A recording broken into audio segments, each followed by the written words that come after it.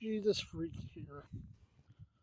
I look at myself and I'm like, I don't care right now. I'm just out for a walk, if you could call it that. But I'm definitely feeling like something a cat dragged in.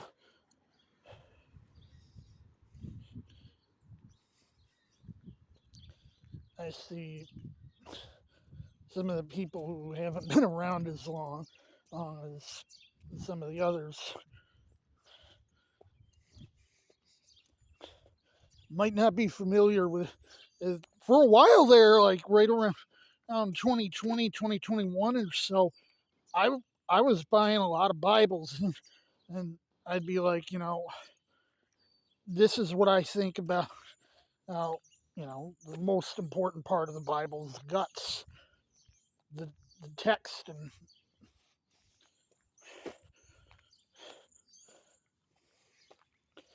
and it's like, a lot of these reviewers, they don't seem to pay much attention to the guts, and they're looking at the covers.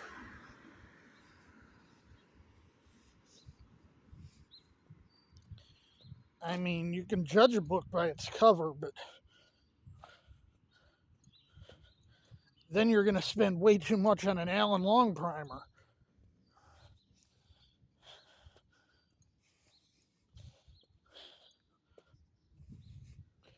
Or one of those Skylar RSVs with the typos.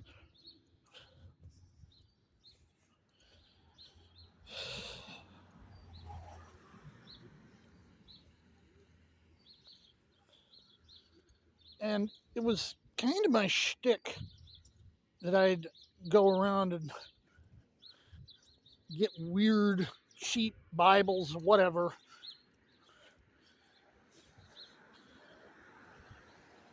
Not really much in the way of secondhand stores around here. No one's bothered to do that if they could just sell on eBay and get more.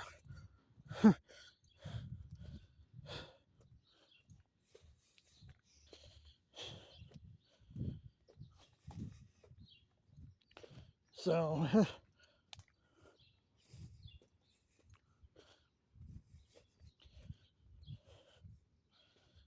and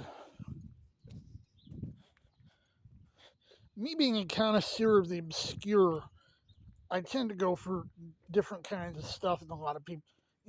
You see most people talking about like Trinitarians Bibles, and they're talking about the ones with the leather covers. And here I go, I buy a hardback. I'm like, why? I ain't made of money.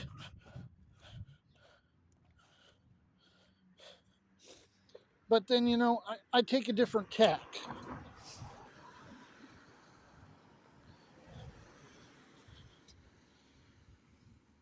I've been around the internet enough to know that there's some people that take KJVO to some ridiculous extremes. When I'm talking about like PCE and 1900 mumbo jumbo, now these are those are the Bibles that you know.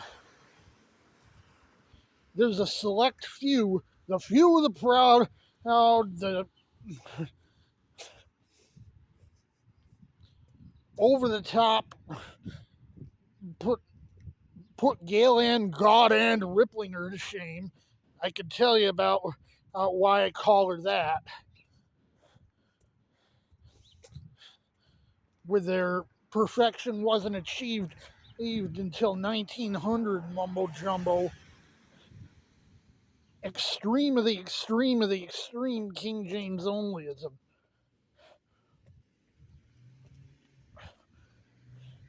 It's like, to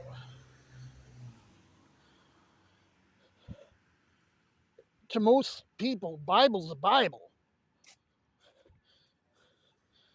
But I'm aware of those people out there for whom there's more to it than that.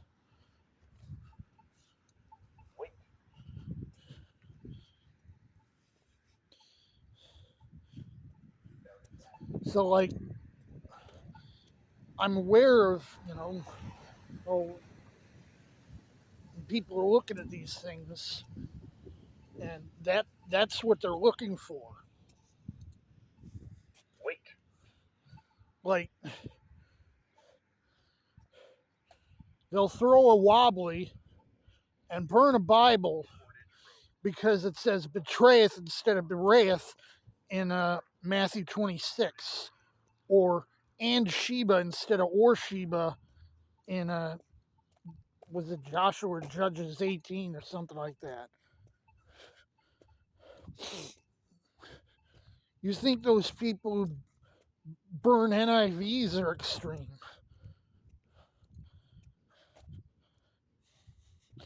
Like,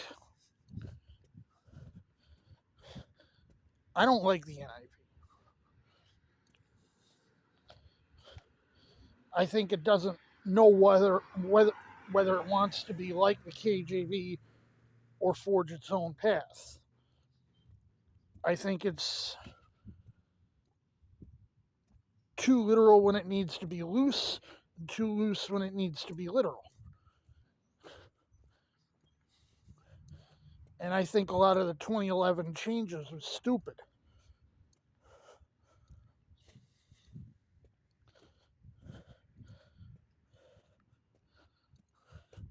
That said, the NIV is one of the translations I grew up on. The 84 version, not the current one. And I'm like, if that's what you got, that's what you got. It's better than nothing.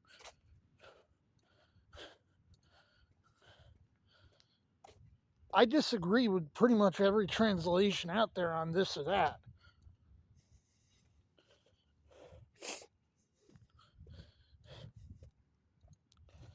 Then again, I don't have the advantage that I can speak the original languages. Even in Latin, I know just enough to be really, really dangerous.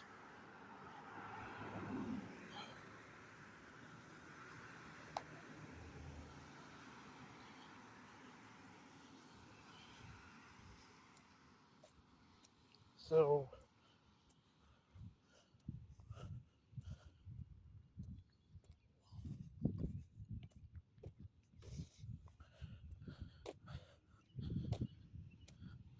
I've said that, yeah,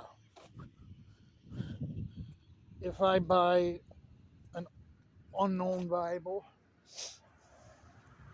or if I buy an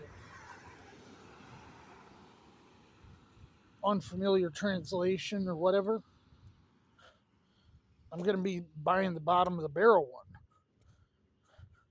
And if I'm buying a good Bible, it's going to be a King James.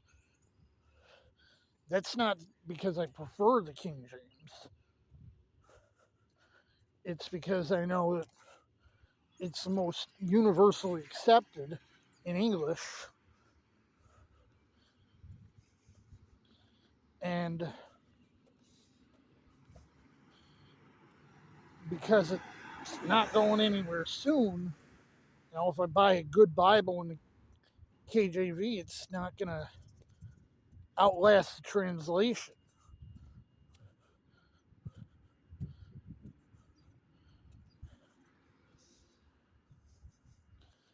Anyone who's bought a premium NIV 84, your Bible's obsolete, but somehow the KJV manages not to be.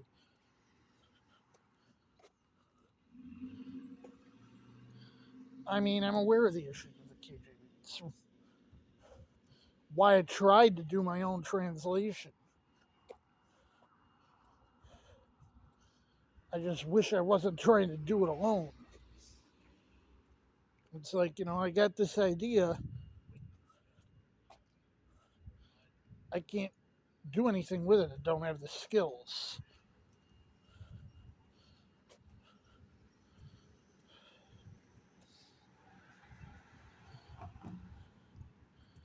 Anyway, Jesus freak out.